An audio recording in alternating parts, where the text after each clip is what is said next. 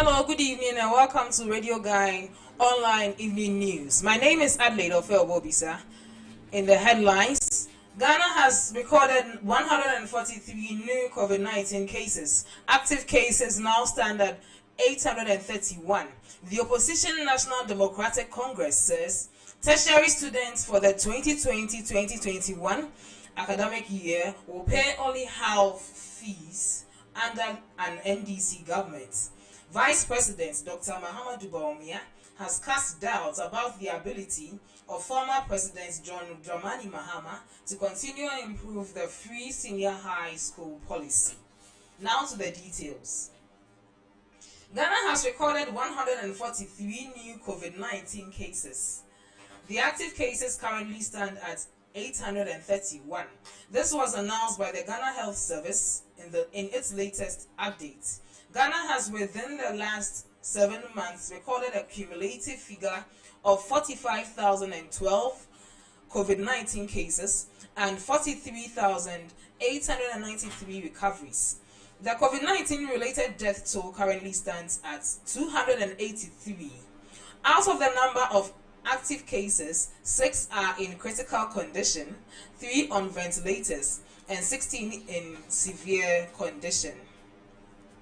To our second story, the opposition National Democratic Congress says tertiary students for the 2020-2021 academic year will pay only half fees under an NDC government. The promise, which was captured in the NDC's 2020 manifesto, explained that the move is to cushion students and parents from the adverse effects of the COVID-19 pandemic. The NDC manifesto has promised to provide free laptops for tertiary students who facilitate participation in virtual classes, should it be given the mandate on December 7, 2020. Speaking at the manifesto launch yesterday in Accra, Professor Opoku Ajiman said an NDC government will, among other things, ensure a boost in e-learning in the country. To our third story, Vice President Dr. Mahamudu Bawumia has cast doubt about the ability of former President John Dramani Mahama to continue and improve the free senior high school policy. He disclosed that the National Democratic Congress never believed in the idea of in the first place, wondering how Mahama will go about it if they mandate him in the 2020 polls as Commander-in-Chief of the Ghana Armed Forces. Addressing a Deba in Damongo in the West Gonja district, Dr. Bawumia reiterated that the policy has benefited about 1,200,000 students as the brainchild of the Akufo-Addo administration, wondering why Mahama is clamoring to take credit for something he never initiated after all. He criticized former President John Dramani Mahama, who had once said he would not spend 2 billion Ghana cedis on it if he had that money. According to him, the former president, who cancelled the allowances for teacher and nurse trainees, as well as that of Arabic teachers while in office, will surely cancel the free SHS initiative should he win the 7 December 2020 polls. And to our fourth story, Samuel Fosu-Ampofo has appealed to Ghanaians to vote for the National Democratic Congress to rescue Ghana from the afflictions meted out to Ghanaians by the New Patriotic Party and President Nana Addo Dankwa Akufo-Addo. According to him, the NDC, the December 7 election is very critical, and Ghanaians will hand over power to the NDC to help reclaim the receding socio-economic development of the country. At the party's 2020 manifesto launch at UPSA in Accra on Monday 7, 2020, the NDC chairman noted that the next NDC administration will restore the gains lost under the leadership of President Nana Addo. Mostly farmers have received support in their cultivation of crops in the farms under the planting for food and jobs, and that has increased productivity. He also stated that his people, who are mostly farmers, experience poor post-harvest losses, but with construction of the 80-kilometer road from Daboya, Mankarigi to Mampiasem, it will be easy for farmers in his community to transport their goods for sale. Wasipewura lauded government policies and initiatives. Is optimistic that his people will be lifted out of poverty, which has bedeviled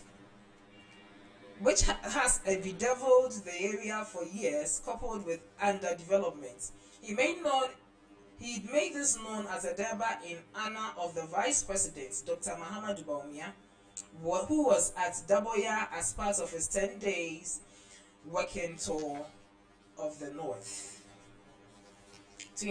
In some international news, Nigeria's President Muhammadu Buhari has called on West African leaders to stick to their constitutional term limits. The comments followed decisions by Ivory Coast's President Alassane Ouattara and Guinea's President Alpha Conde to run for third terms in their respective countries. President Buhari's comments were made during an in-person summit of leaders of the regional bloc, Economic Community of West African States, ECOWAS, held in Niamey, the capital of Niger. President Ouattara's decision to run for a third term following the sudden death of his preferred successor triggered protests in Ivory Coast. His critics say the move is unconstitutional. Violent protests have also been witnessed in neighboring Guinea, where 82-year-old President Conde is seeking a controversial third term in October. Now to sports. Black Queens and Halifax Ladies head coach Mesitego Kweku is of the opinion that the introduction of the CAF Women's Champions League is a call to raise the standard of the women's game in Ghana. CAF approved the decision to begin a Champions League competition for women at its executive committee meeting on June 30th, 2020.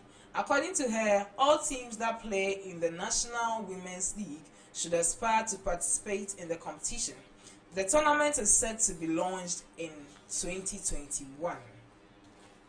And in entertainment, CEO of Nkeza Music, Maradona Yeboah AJ alias Guru, has slammed Lynx Entertainment boys Richie Mensah, Ochiame Kwame, and BC Osei Kofuor aka Obo. According to Guru, these trials have been sabotaging his career for the past 10 years, despite his hard work and contribution to the music industry as both a musician and an investor.